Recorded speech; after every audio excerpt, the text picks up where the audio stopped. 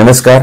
नमस्कार. आपल्या सगळ्यांचं स्वागत आहे आयकॉन स्टील प्रस्तुत बिल्ड आयकॉन या उपक्रमामध्ये. आज आम्ही आलो आहोत नाशिकमध्ये आणि माझ्यासोबत आहेत master engineer Gunwant Chaudhari sir.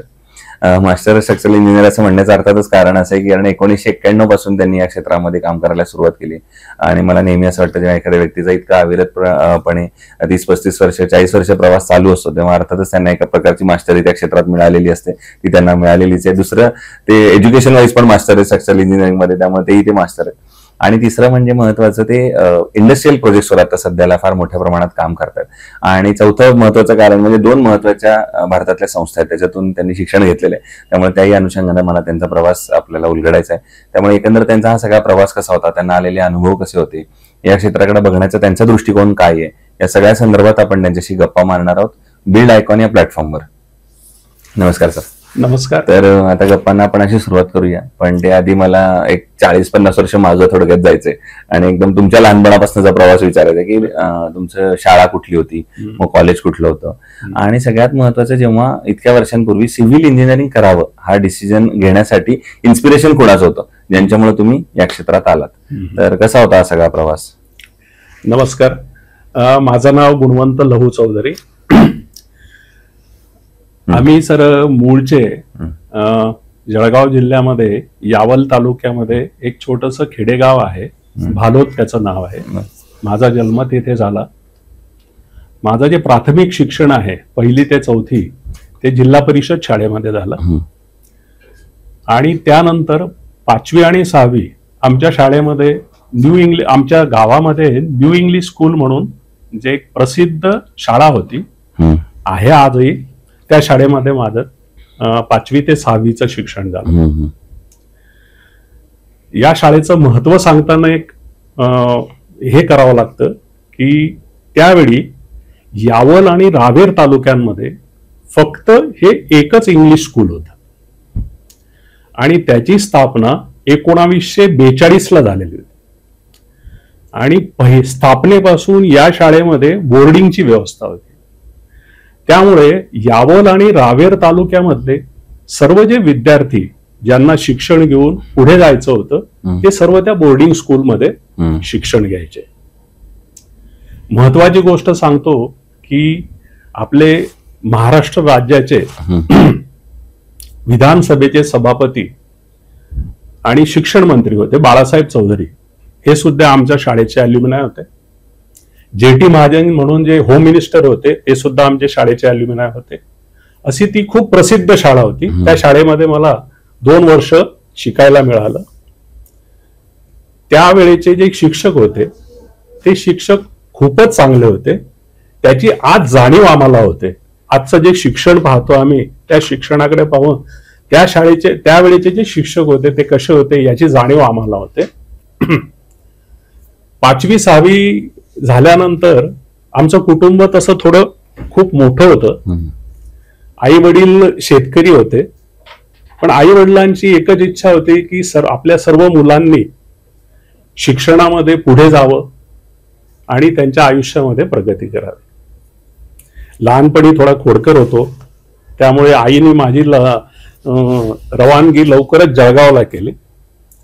जळगावला माझे मोठे बंधू राहत होते, ते MSCB मध्ये सर्व्हिसला होते. त्यामुळे 6वी नंतरचं शिक्षण हे माझं जळगावला RR विद्यालय म्हणून एक प्रसिद्ध स्कूल आहे त्या स्कूलमध्ये झालं, ज्या स्कूलमधून आपल्या भारताचे राष्ट्रपती श्रीमती प्रतिभाताई पाटील ह्या सुद्धा आमच्या शाळेच्या अल्युमिनाय होत्या. तिथून मी 10वी शिक्षण कंप्लीट केलं जळगावमधून आणि चांगले मार्क्स मिळाल्यामुळे मला सहजासहजी गव्हर्नमेंट पॉलिटेक्निक जळगाव इथे डिप्लोमा सिव्हिलला ऍडमिशन मिळाली. आता बेसिक प्रश्न तुम्ही विचाराल की तुम्ही सिव्हिलच का घेतलं, इलेक्ट्रिकल का नाही घेतलं, मेकॅनिकल का घेतलं नाही, कारण त्यावेळेला ही 2 बेसिक कोर्स होती आणि सिव्हिल या ब्रांचचा त्यावेळेला दबदबा होता, हे एक कारण. आणि दुसरं कारण माझे मोठे बंधू जे पाटबंधारे विभागामध्ये सर्व्हिसला होते ते सुद्धा सिव्हिल झालेले होते, म्हणून त्यांनी मला सांगितलं की बाबा मी सिव्हिल झालेलो आहे, तुला पटकन नोकरी मिळेल, तू सिव्हिल घे. मग त्याप्रमाणे मी सिव्हिल घेतलं आणि शेवटच्या वर्षामध्ये असताना त्यावेळेला मी महाराष्ट्र राज्यामध्ये 3ऱ्या क्रमांकाने उत्तीर्ण झालो. अच्छा. त्यामुळे मला सहजासहजी व्हीजेटीआयला द्वितीय वर्षाला थेट प्रवेश मिळाला. मग व्हीजेटीआयला असताना ग्रॅज्युएशन कंप्लीट केलं आणि ग्रॅज्युएशन कंप्लीट केल्यानंतर त्यावेळेला आजही आहे गेट नावाची एक परीक्षा असते, graduate aptitude test of engineering.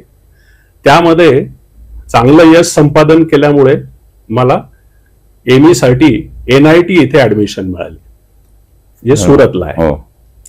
मग तिथे आम्ही तो 2 वर्षाचा कोर्स कंप्लीट केला आणि तो कोर्स करत असतानाच सुरतमध्ये प्रसिद्ध स्ट्रक्चरल इंजिनियर, व्हॅल्युअर आणि बिझनेसमॅन HT शहा म्हणून, हसमुखबाई टी शहा असोसिएट्स यांच्याबरोबर आम्ही एमई पोस्ट ग्रॅज्युएशन करत असतानाच मी आणि आमचे एक सहकारी आम्ही दोघांनी त्यांच्याकडे जाऊन प्रॅक्टिस करायला सुरुवात केली.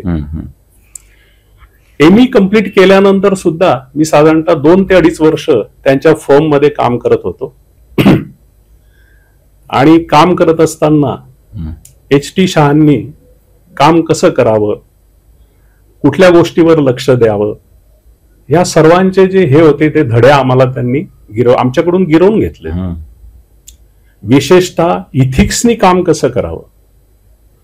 कुठल्याही बिझनेसमध्ये तुम्हाला सक्सेसफुल होण्यासाठी थोडा वेळ लागेल, पण तुम्ही जर इथिक्सनी काम केलं, सचोटीने काम केलं, मेहनत केली, तर तुम्हाला निश्चितच 5 ते 7 वर्षामध्ये तुम्हाला सक्सेस लाभेल. बरोबर. अशा प्रकारची शिकवण त्यांनी आम्हाला दिली. मग माझा 2-2.5 वर्ष त्यांच्याकडे सर्व्हिस केल्यानंतर माझे जे मोठे बंधू ते नाशिकला इथे पाटबंधारे विभागामध्ये कार्यरत होते. त्यांनी मला सांगितलं की बाबा तू आता नाशिकला ये. मीनवाईल मी सुरतमध्ये असताना गुजरात पब्लिक सर्व्हिस कमिशनची परीक्षा दिली.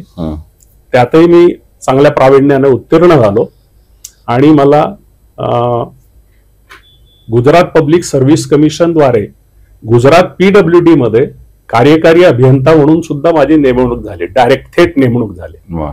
पण माझे जे बंधू होते त्यांनी सांगितलं की तू जर तो जॉब घेतला तर तू 60 नंतरच महाराष्ट्रात परत येशील, वयाच्या 60 नंतर. म्हणून त्यांनी सांगितलं की तू नाशिकमध्ये तुझा व्यवसाय, स्वतःचा व्यवसाय स्टार्ट कर. त्यानुसार मी नाशिकला आलो. NIT सुरतला असताना नाशिकचे विद्यार्थी आणि आता नाशिकचे प्रख्यात स्ट्रक्चरल कन्सल्टंट प्रसन्न भोरे आणि आम्ही दोघेही क्लासमेट. आम्ही मग नाशिकला आल्यानंतर मी माझी एक फर्म स्टार्ट केली. त्यात प्रसन्न भोरे मला जॉईन झाले आणि आमचा दोघांचा स्ट्रक्चरल इंजिनिअरिंग प्रॅक्टिसचा व्यवसाय स्टार्ट झाला. क्या बात आहे. प्रवास फार इंटरेस्टिंग होता, कारण इतक्या वर्षांचा सगळ्यात महत्वाचा होता आणि त्या एकाच दिशेनं तो चालू होता स्ट्रक्चरच्या दृष्टीनं. त्यातला आता महत्वाचा टप्पा म्हणजे तुम्ही या क्षेत्रातल्या मागच्या 30-35 वर्षातले बदल बरेच बघितलेले आहेत. पण फायनली आता सध्याला तुम्ही इंडस्ट्रियल सेगमेंटमध्ये जास्त काम करता, मग असे आपण म्हणलं त्याप्रमाणे. मग इंडस्ट्रियल मध्ये काम करताना एक डेडलाईन फार जपावी लागते, एकतर त्याचं वेगळेपण असतं त्या प्रत्येक प्रोजेक्टमध्ये. तर त्या इंडस्ट्रियल मधल्या सिव्हिल इंजिनिअरिंग बद्दल काय सांगाल, की काय वेगळेपण असतं, त्याच्यात कसं काम करावं लागतं, त्याच्यातले संघर्ष काय असतो, त्याच्यात आव्हानं काय असतात अशा दृष्टीनं? सुरुवातीला ज्या वेळेला आम्ही 93-94 मध्ये स्टार्ट केलं कन्स्ट्रक्शन, त्यावेळेला resources, construction equipments, availability of cement, grades of cement, steel of cement, availability of आपण जे कुशल कारागीर स्किल्ड लेबर म्हणतो, त्यावेळेचं चित्र अतिशय खूप वेगळं होतं. आणि आजची जी परिस्थिती आहे, availability of skilled labour, availability of various equipments, right from excavation, erection, किंवा आपण जे ट्रिमिक्स कॉन्क्रीट नाही आपलं रेडीमिक्स कॉन्क्रीट, ह्या सर्व गोष्टींचा विचार केला तर आज बऱ्यापैकी सिव्हिल इंजिनिअरिंग मध्ये ह्या गोष्टी सोप्या झाल्या. हो. म्हणजे तो टाइम पिरियड आपण म्हणतो, सुरुवातीला काय होतं व्हायचं की सुरुवातीला कुठल्याही प्रोजेक्टला टाइम लिमिट हे खूप जास्त असायचं. आता तसं राहिलेलं नाहीये. म्हणजे एक उदाहरण द्यायचं म्हटलं तर मी मगाशी आपल्याला सांगितलं त्याप्रमाणे आम्ही साधारणतः 21 मे 2024 एक इंडस्ट्रियल प्रोजेक्ट स्टार्ट केला, ज्याचं कन्स्ट्रक्टेड प्रिमायसेसचा एरिया हा 3,60,000 स्क्वेअर फूट होता आणि आम्हाला त्यांना 1 वर्षात तो कम्प्लीट करून द्यायचा होता. बरोबर आम्ही 24 मेला तो प्रोजेक्ट कम्प्लीट केला आणि 1 जूनला आम्ही त्यांना तो हँडओव्हर केला. आता ह्या गोष्टी हे का पॉसिबल झालं तर याच्या मागे कारण असं सर्वात महत्वाचं की एक्सकॅव्हेशनला लागणारी इक्विपमेंट्स आहेत. आपल्याकडे आजकाल जेसीबी असतात, पोकलँड्स आहेत, त्याच्यानंतर डंपर्स आहेत, त्याच्यानंतर आरएमसी प्लांटच्या जी सुविधा आहे त्यामुळे आपण कॉन्क्रीट खूप भराभर करू शकतो. स्टील आहे, स्टील कटिंगचे जे स्किल्ड लेबर्स आहेत ते आहेत.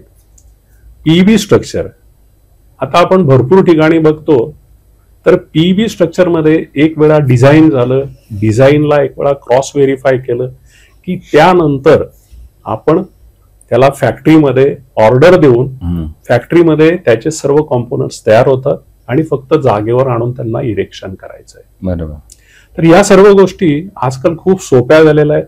टाइम लाईन पाळणं हेही सोपं झालेलं आहे, प्रोव्हाइडेड आपली सर्वांची मेहनत आणि त्यासाठी लागणारं आपलं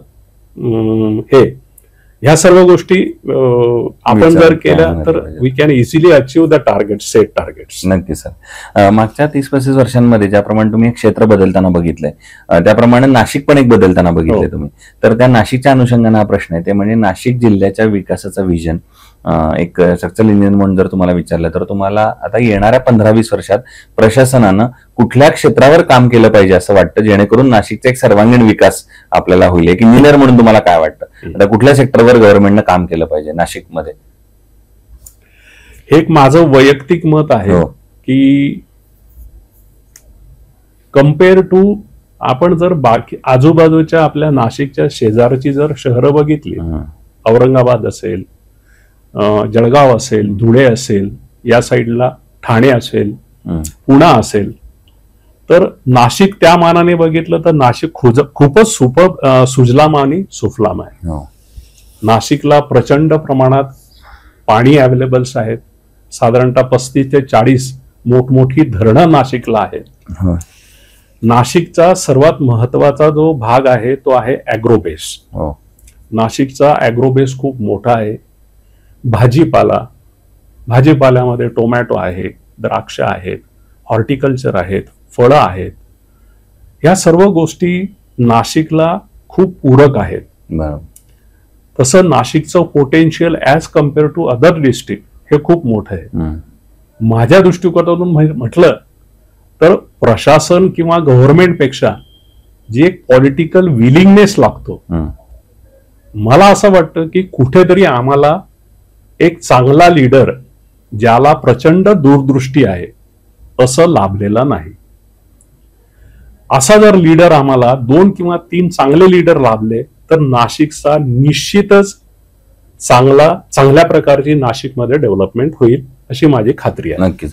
पण मग त्यासाठी प्रशासनानं आता काय पावलं उचलली पाहिजेत असं तुम्हाला वाटतं? काही आता महत्वाच्या स्टेप्स सांगू शकाल का की ज्या आता खरं घेतल्या पाहिजेत इन्स्टंट बेसिसवर, ज्याचा रिफ्लेक्शन तुम्हाला एक 10 वर्षांनी दिसेल, त्याचं रिफ्लेक्शन पुढच्या 15 वर्षांनी दिसेल असं? प्रशासनाकडून काय जे एक्सपेक्टेड आहे तर ज्या बेसिक सुविधा असतात, बेसिक सुविधा म्हणजे चांगल्या प्रकारची रस्ते, पाण्याची व्यवस्था, ड्रेनेजची व्यवस्था,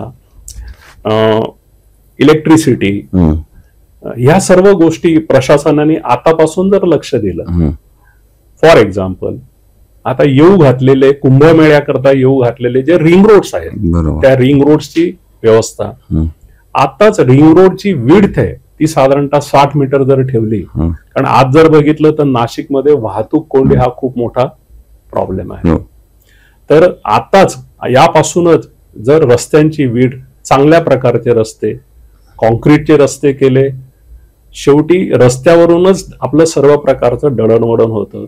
त्यामध्ये सांडपाण्याची व्यवस्था, पिण्याच्या पाण्याची व्यवस्था, सर्वात महत्वाचं म्हणजे पिण्याचं पाणी भरपूर ठिकाणी लिकेज होतं. म्हणून आज नाशिकमध्ये जर बघितलं तर 30 ते 35% पाणी हे लिकेजमध्ये जातं, which is a very big problem. त्याबरोबर कचऱ्याची व्यवस्था, या सर्व गोष्टींकडे जर प्रशासनाने, पायाभूत सुविधा आहेत याकडे जर प्रशासनाने बघितलं. सर्वात मोठा नाशिकचा अजून एक प्रॉब्लेम म्हणजे गंगेचं वाढतं प्रदूषण. पण त्याला प्रशासनाकडून काहीतरी एक्सपेक्ट करण्यापेक्षा माझं सामान्य नागरिकांना आव्हान असेल की ड्रेनेज का तुंबतात. तर माझ्या दृष्टिकोनातून आपणच त्याला कारणीभूत आहोत. ड्रेनेजचं सर्व पाणी आपण गंगेमध्ये सोडतो, त्यालाही आपणच कारणीभूत आहोत. तर प्रशासनाने हा पण एक नागरिकांचं जागृतीकरण जर केलं, त्यांना जर आपण या गोष्टीचं शिकवण दिली की यामुळे काय प्रॉब्लेम्स होतात. आज विविध प्रकारच्या ड्रेनेज व्यवस्थेमध्ये त्या तुंबलेला का असतात, तर त्याच्यामध्ये प्लास्टिकच्या बॉटल, सिंगल यूज प्लास्टिक, या सर्व गोष्टी आपण इझिली फेकतो आणि शेवटी ड्रेनेज लाईन तुंबतात, पाण्याच्या लाईन्सला प्रॉब्लेम होतो आणि मग अशा प्रकारचं ड्रेनेज सरळ गोदावरीमध्ये सोडलं जातं. आणि आज गोदावरी अतिशय वाईट अवस्थेमध्ये आहे, प्रदूषण खूप मोठ्या प्रमाणावर आहे. तर प्रशासनाने जर सामान्य माणसांना असे काही सामाजिक उपक्रम राबवून त्यांना जर शिक्षित केलं तर मला वाटतं निश्चितच नाशिक हे हरित नाशिक, सुंदर नाशिक होईल. वा, आता एक खरा अवघड प्रश्न विचारायचा आहे तुम्हाला, ते म्हणजे 2000 पेक्षा जास्त प्रोजेक्ट मागच्या इतक्या वर्षात केल्यानंतर त्यातला एकच प्रोजेक्ट जर निवडायची वेळ आली जो तुमचा आयकॉनिक प्रोजेक्ट आहे, तर तो प्रोजेक्ट कुठला आणि त्याची काय वैशिष्ट्य आहेत? तसं सांगणं कठीण आहे. प्रत्येक प्रोजेक्ट हा वेगवेगळ्या अँगल मधून पाहावा लागतो. बरोबर. आता रिसेंटली लेग्रांड साठीचा आम्ही जो प्रोजेक्ट केला तोही खूप आयकॉनिक आणि मोठा प्रोजेक्ट आहे. पण सुरुवातीला आम्ही जे काही चांगले प्रोजेक्ट केले त्याचे काही वैशिष्ट्य देऊन तुम्हाला सांगतो. एक पंचवटी मॉटेल्स म्हणून आम्ही खूप चांगला प्रोजेक्ट केला, जो सिन्नरला आहे. पंचवटी मॉटेल्स, तो एक चांगला प्रोजेक्ट आहे. त्याच्यानंतर इथे डॉक्टर राज नगरकर म्हणून त्यांचं हॉस्पिटल होतं, तर त्यांना काही बीमलेस स्लॅब हवा होता. त्यावेळेला पोस्ट टेन्शनिंग नावाचा जो प्रकार होता, पीटी स्लॅब ज्याला आपण म्हणतो, तो पीटी स्लॅब नाशिकमध्ये कोणीही केलेलं नव्हतं. त्यावेळेला भोरे साहेब आणि आम्ही दोघांनी मिळून ते आव्हान स्वीकारलं आणि डॉक्टर राजनगरकरांच्या स्लॅब पासून आम्ही ती सुरुवात केली. आणि आज पीटी स्लॅब हा कन्सेप्ट अतिशय कॉमन झालेला आहे. बरोबर. पण सुरुवातीचे पीटी स्लॅब करणारे साधारणतः 5 प्रोजेक्ट आम्ही केले. असे चांगल्या चांगल्या प्रकारचे प्रोजेक्ट आम्ही केलेले. हायराईज सुद्धा आम्ही त्यावेळेला केले. ऑफकोर्स त्यावेळेला हायराईज खूप नव्हते, ground plus maximum 7 storeyed building होत्या. पण आज त्यात जर आपण बघितल्या तर ग्राउंड प्लस 40 स्टोरीड बिल्डिंग सुद्धा होत आहे. दुसरं आयकॉन स्टील यापूर्वी कुठल्या प्रोजेक्ट मध्ये वापरलं होतं का तुम्ही? आपण आयकॉन स्टील भरपूर प्रोजेक्ट मध्ये वापरलं. आता रिसेंटली आमचा एक कमर्शियल प्रोजेक्ट येतोय, ज्यामध्ये मी आणि भोरे साहेब आणि आमचे अजून सहकारी यांचं एक मोठं कमर्शियल कॉम्प्लेक्स येतोय. त्यामध्ये रिसेंटली एक साधारणतः 10 ते 15 दिवसापूर्वी सुचित पटणींच्या थ्रू आम्ही त्यांना एक 200 टन स्टीलची ऑर्डर दिली. मग त्यांच्या अवेलेबिलिटी, सर्व्हिस, डिलिव्हरी बद्दल काय सांगाल? त्यांची अवेलेबिलिटी पण चांगली आहे. त्यांची स्टील, ऑफकोर्स स्टील कशा प्रकारे चांगलं असतं तर त्यामध्ये बेसिक स्टीलच्या याच्यामध्ये जे कंटेंट्स असतात, बेसिक सल्फर आहे, फॉस्फरस आहे, कार्बन कंटेंट्स आहे, त्याचं इलॉंगेशन किती, डक्टिलिटी किती, त्याच्यानंतर सेस्मिक रेजिस्टन्स, या अशा प्रकारचा स्टील सेस्मिक रेजिस्टन्सला कसं उपयोगात येईल, हे सर्व बघूनच आम्ही आयकॉन स्टीलची निवड केलेली आहे. त्याची जी पर टनेज किंमत आहे ती पण चांगली आहे आणि सर्व्हिस उत्तम देण्यासाठी सुचित पटणी साहेब आहेत. आणि आता अगदी शेवटचा प्रश्न, ते म्हणजे या क्षेत्रामध्ये आता जे नवीन तरुण इंजिनियर्स येत आहेत, फ्रेशर्स येत आहेत, ज्युनियर्स येत आहेत, त्यांना तुम्ही काय सल्ला द्याल आणि तुमचा गुरुमंत्र काय द्याल त्यांना? सर, थोडं मी मागे जातो. मी ज्या वेळेला इथे सुरुवात केली साधारणतः 93-94च्या दशकामध्ये, मला खूप भाग्यवान समजतो बरोबर. की मला चांगल्या प्रकारचे गुरु लाभले आणि त्यांच्यामुळे आमच्या याच्यामध्ये एक प्रकारची शिकवण तयार झाली. त्यांचं नाव मी निश्चितच घेऊ इच्छितो, ज्यांच्यामुळे आम्हाला ही शिकवण मिळाली. अशा प्रकारचे जे आर्किटेक्ट कारखानीस फेगडे, एडवणकर, त्यानंतर भालचंद्र चावरे, काबरे चौधरी आर्किटेक्ट्स, त्याच्यानंतर देवरे धामणे आर्किटेक्ट्स, त्याच्यानंतर राजाभाऊ मोगल आर्किटेक्ट संजय पाटील, अशा विविध मान्यवरांबरोबर आम्ही काम केलं.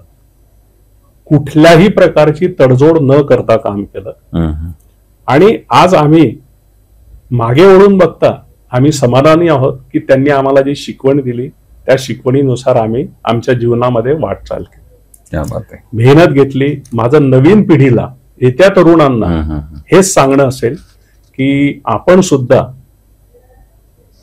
थोड्या दिवसात यश कसं संपादन करता येईल, संपत्ती कशी मिळेल आपल्याला, या गोष्टीचा विचार न करता मेहनत करा, सचोटीने काम करा, इथिक्सनी काम करा.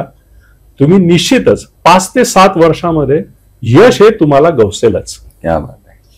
सो ते इंजिनियर गुणवंत चौधरी सर, नावाप्रमाणे त्यांच्या गुणवंत कीर्तिवंत असे टाईप त्यांनी आजपर्यंत त्यांचं करिअर आहे. मात्र त्यांनी त्यांचा सक्सेसचा फॉर्म्युला फार महत्वाचा सांगितला, ते म्हणजे प्रामाणिक प्रयत्न आणि कष्ट. हे जर तुम्ही केलेत आणि त्याचं सुद्धा ड्युरेशन 5 ते 7 वर्ष आहे पहिले, त्याच्यानंतर तुम्हाला यश मिळेलच नक्की, कारण एवढं तुम्ही मेहनत करताय. देश उभारणीच्या सगळ्यात महत्वाच्या फील्डमध्ये सर तुम्ही सर्वजण आहात.